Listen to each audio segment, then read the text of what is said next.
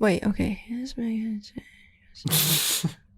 Please read it like that in the actual. Oh wait, today we're talking about. I'll just say okay, Mank. Yeah, all right. What? When you actually do it just like that. Be like, I'm just a Maggie. No. Hey, this is Maggie. And this is James. And you're listening to Directors on Tap, the podcast where we sit down weekly to discuss new favorites, industry news, and what we're watching. Today, we're talking about Mank.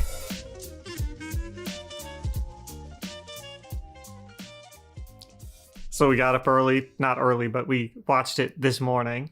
And what'd you think of it? Preliminary thoughts? Not the best movie. No. It was, I didn't really enjoy it very much. I think it picked up in the last 15 minutes, but it was very slow and meandering in not a good way for the rest of it. Yeah, I agree with that. I think the scene at the end where Mank, well, okay, did they ever call him by Mank? I thought they just called him Mank. They did. They did? Yeah. Where he's like giving his whole spiel at the dinner. Mm-hmm. I feel like that was where it like hooked me back in. You're like, ooh, interesting. Yeah. When Gary Oldman's just screaming, that's where it hooked me back. Yeah. Well, I mean, he's Gary Oldman. He's good at that. Yeah. That was actually one of my notes, was that, like, Gary Oldman's good as always. He just doesn't have much to work with in this. But I thought it was kind of ironic because, like, the whole thing is like, the whole story is he's writing the best screenplay of his life, and the screenplay felt kind of subpar and boring. It kind of reminded me of Hail Caesar, which I mentioned when we were talking about it earlier, since that's also about, like, Hollywood. The main character is an executive instead of a screenwriter in that, but it has, like, a very same meandering type plot, but I think it's done much better, where, like, all the not plots are much more interesting. And then in this, it's kind of feels like nothing's happening, or even when stuff is happening. I mean, I haven't seen that, so yeah, I don't know. I was just say much about that one, but I think you'd like it, but yeah. I think the biggest thing that stuck out was the dialogue. Like, I think it was like very witty. All the lines felt like they like flowed together. All the responses and like answers to like questions and statements or whatever they're not like forced or out of place. And it like almost reminded me of Aaron Sorkin, just because of how like amusing and like cleverly the dialogue was written. I think that's also very characteristic of the time period that it's trying to emulate too with film. But yeah. But yeah, I think it's because like everything was very well done except for the plot of this movie. It just seems so underdeveloped. Yeah, what I wrote was like, I think that if you're not familiar with the history that is like being tapped into, and they're like referring, throughout the movie to, it's going to be even more boring to watch, which like I don't even know that much about what they were talking about, so I just felt really bored. And it kind of felt like the movie expected you to have like this pre-existing knowledge of the history and what happened in Hollywood, rather than the story like teaching you and explaining to you the history throughout the story. Like, I feel like you have to do that because it's like you're just gonna lose the attention of the audience. Yeah. Or at least if you're not, even if you're not expecting them to come in with some degree of knowing what happened, write the characters in a way that the people don't have to know, even if you'd rather them know. Because I actually, when I went to see Once Upon a Time in Hollywood, one of the guys I went to see it with didn't know any of the history that's based on, and was very surprised when we told him that we were like, oh yeah, like, it was interesting that he changed the ending. He's like, what do you mean that they changed the ending? And we're like, do you not know what actually happened? But like, that's an example of, you don't have to know the history to enjoy that movie. Yeah, exactly. For this one, it's like, and if you do know it, then it adds to it. But this one, it's just, the plot was just so not there. Yeah. Even when the characters were well developed and likable, just in such a boring presentation. Yeah. Mm-hmm. I guess, yeah, they didn't really know if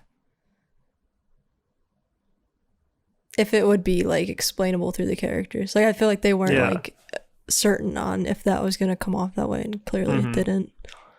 I guess on some other positive notes, the guy they got to play Orson Welles, I think I was very worried where I was thinking like, because I hadn't seen like the trailers of it, or if I had, I'd forgotten.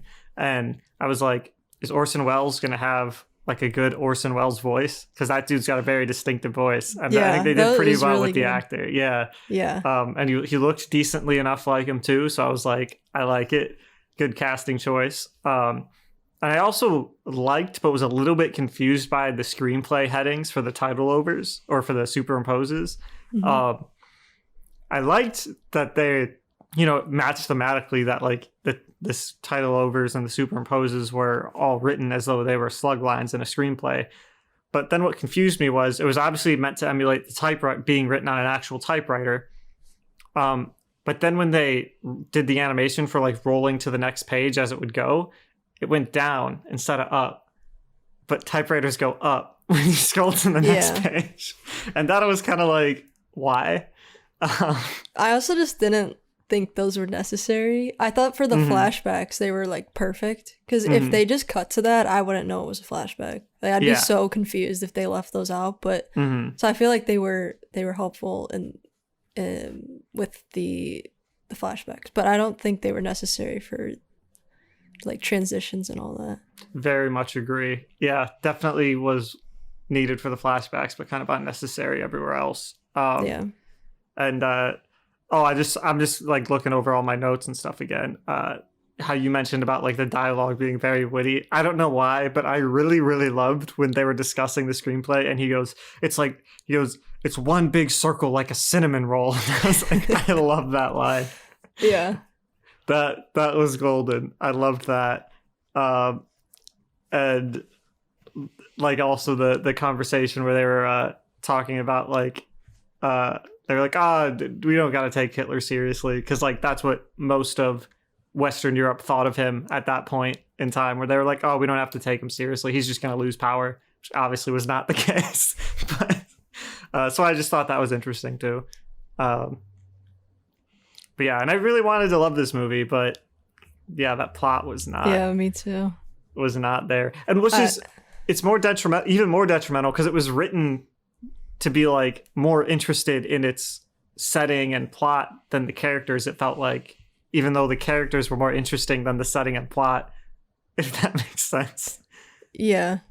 Like the script played to its weaknesses rather than playing to its strengths. Oh, yeah, strange. I don't know. The pacing was just very slow. I don't think I would have minded the pacing if the plot was if the just story there. was exactly. Like if the story was, there's no like motives, I feel like. Like it lost me in the first act, first of all, which was like super disappointing. Like within 20 minutes, I think I was like checking my phone because I was just bored. Yeah.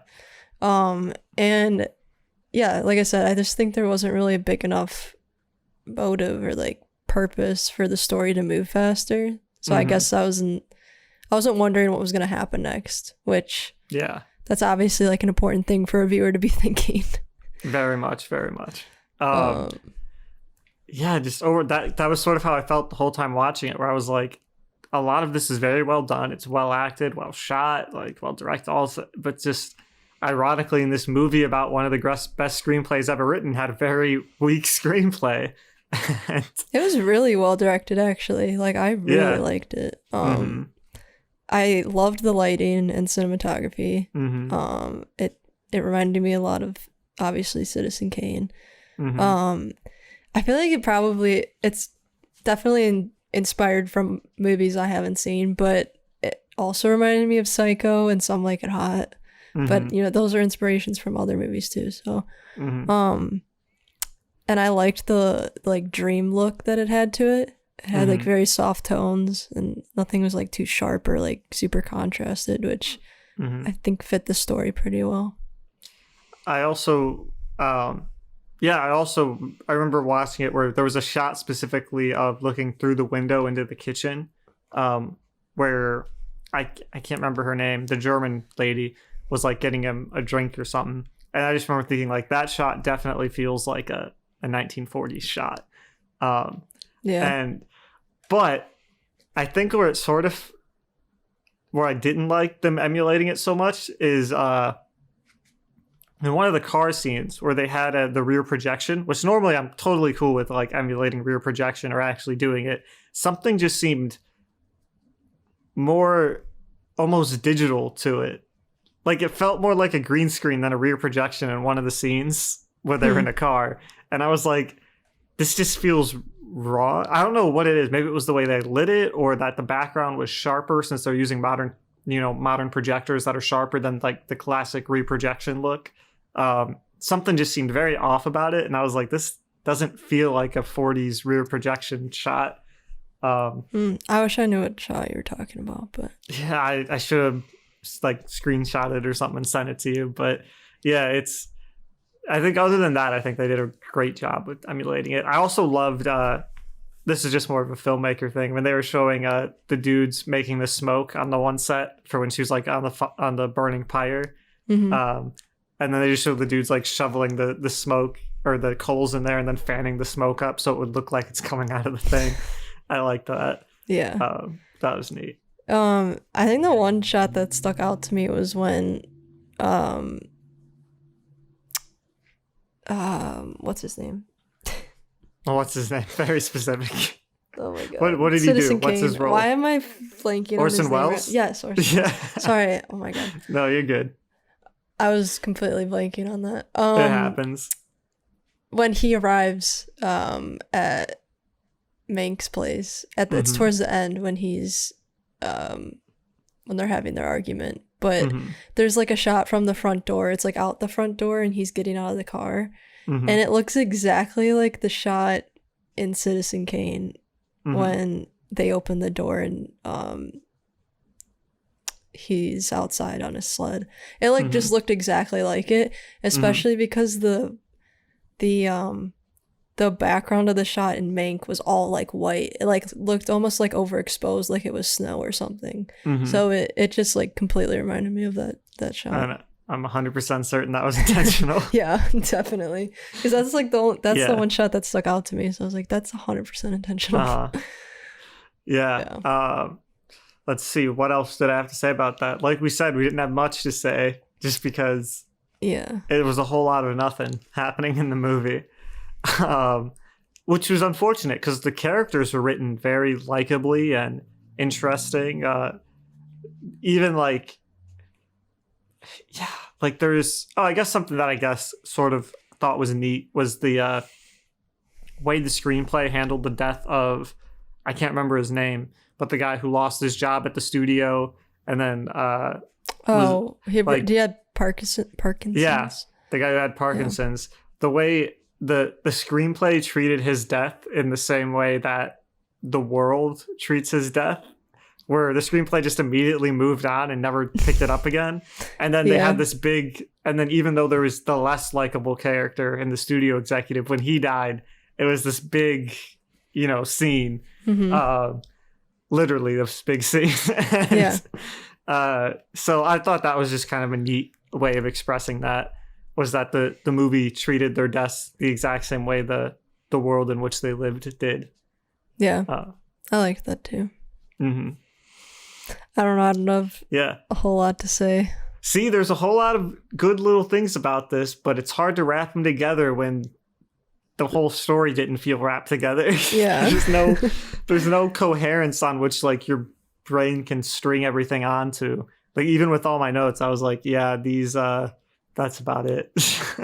Like it just didn't feel tied, like scene after scene. Like I felt like it just kept losing its connection to the last scene. The B plot felt more developed than the A plot.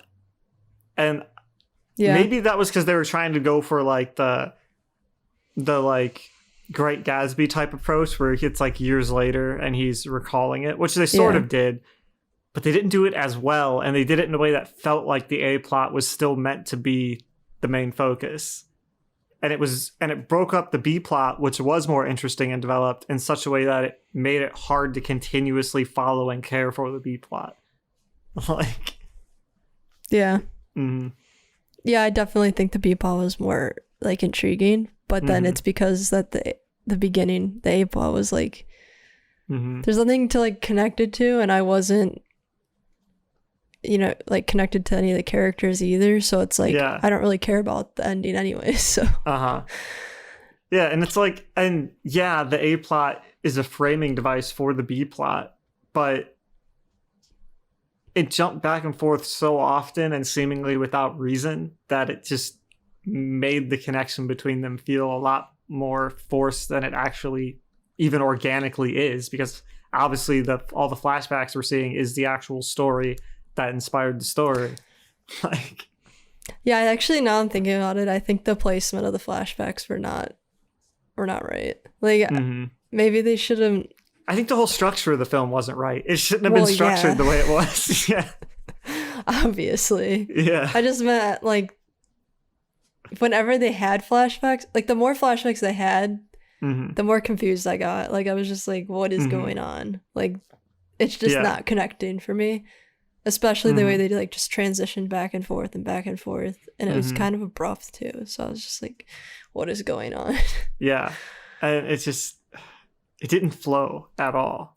It felt That's like, funny because the dialogue flowed, but it's, you know, the story definitely didn't flow. Yeah, at the all. plot did not flow, but the dialogue definitely did, which is again very unfortunate because everything else was so well done. Which I feel like is something we keep coming back to, is like everything else was so well done except for the plot. Yeah, there's so many things I can pinpoint, but then it's just like cohesively, it's just. Which is then weird that it's such a long movie, being like 2 hours and 10 minutes? Yeah. But nothing. But the plot is so weak in that it's like, how did you write a script that long and have that weak of a plot? Yeah, I remember before you said at one point, like, there's still an hour left. And before you said that, I kept looking at the time. I probably checked it like 3 different times, and it said an hour and 30 minutes, an hour and 20 minutes. And then you finally said, there's still an hour. And I was like, yeah, I'm dying. Oh my gosh. So I clearly was just not hooked in at all. It was, I'm just surprised it got, you know what, I think with the awards this year, award shows, it's just, and the amount of films that didn't really do well, and just the pool of movies this year is not good, but very weak competition. Yeah, and I think, you know, had there been a better pool, Mank probably wouldn't be on the list this year for maybe a lot for of acting. nominees. Like, definitely not not for best picture at all, not for screen, and not for anything screenwriting. I was gonna say, like, that's I meant like best picture, you know, best director. But for performances, I'm sure Gary Oldman would still be up there, but that's just because he's Gary Oldman. That's what he does. Come on. But yeah, for best picture, I feel like it would have been harder for this to make the list this year, but it's on there. Yeah, but you know what? Good for them. Yeah. I just remember looking up. I mean, I guess we're kind of, you know, veering off from Mank right now, but we were looking at the list of nominees the other night, and I'm like looking up these movies, and like every time I'd say a movie, James was like, "What is this?" And I was like, "Yeah, I've never even heard of this. What is this movie?" And then we'd like read the description. We're like, no, let's not watch that. And it was just like movie after movie. We're like, that doesn't sound good. That doesn't sound good. Or if it sounded good, we were like, that sounds a bit too intense for one night. Yeah, we were like, we're not in the mood for like some emotional, heartbreaking movie. And then we're looking at some other movie, and it's like, well, we're not in the mood for, you know, some violent whatever it was. I don't know. There was like, the musical one with Chadwick. Ma Rainey? Yeah.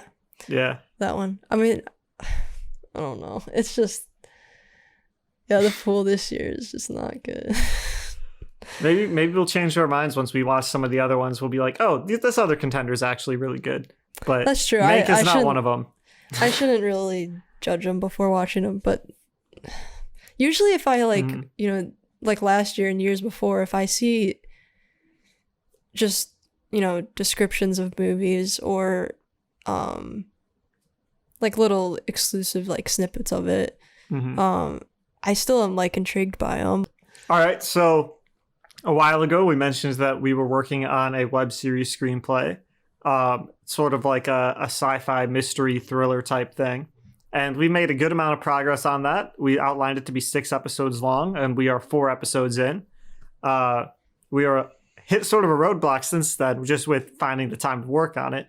But yeah, so just as an update, we're now 4 episodes into that. It's coming out very well. We like the characters a lot. And Max, what do you have to say about it? Well, we've just been really bad with like keeping up with writing. We like basically had this like jump start of motivation in the beginning where it was like we wrote 4 episodes, which we wrote like 45 pages of a screenplay in like less than a week. It was like 3 days and probably a total of less than 24 hours of work time. Yeah, so we wrote like 45 pages in 24 hours. That's pretty good. Yeah. For our first draft. But then that's only after Oh, I was just going to say that's like less than 20 pages away from being a feature film by itself. Yeah.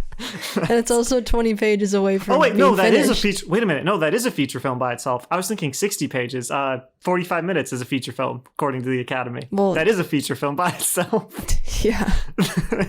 I was going to say it's 20 pages away from being finished. Oh, yeah. But yeah, it also could be a feature film. Yeah. Yeah, so about a month ago, we lost motivation. We're getting back on it. Yeah, I think this next week we're gonna be. We're definitely gonna have to grind out on it because at the end of this quarter coming up, that's when I'm gonna have to really be focusing on my feature film. That's gonna be starting to get into steps right before production. So yeah, we'll definitely have to grind it out early in this quarter. Yeah. But yeah. Yeah. I guess I could say that my motivation is probably at a low because of being stuck at home in this same room for a year. So I think I might be moving back into the city at the end of this next quarter, so before the summer, possibly. So I think I will definitely be more motivated just in general to work on films once I'm back in the city. Hopefully. Or that's just an excuse. I don't know. Or maybe it is just an excuse. We'll see. We'll find out. Probably a little bit. Just a little bit? In the next few weeks, we will be doing an Oscar special where we predict the 2021 Oscar winners. So that should be a really fun episode. Let's look out for that one. Hopefully it will be amazing, and we'll definitely get every single prediction right. Yes, I'm going to get every single one. Bet money on it. Thanks for listening to our podcast, Directors on Tap. As always, you can check out our Instagram and Twitter pages at Directors on Tap for some behind-the-scenes content and updates on when each new episode is going to be released. Join us next week for more film talk.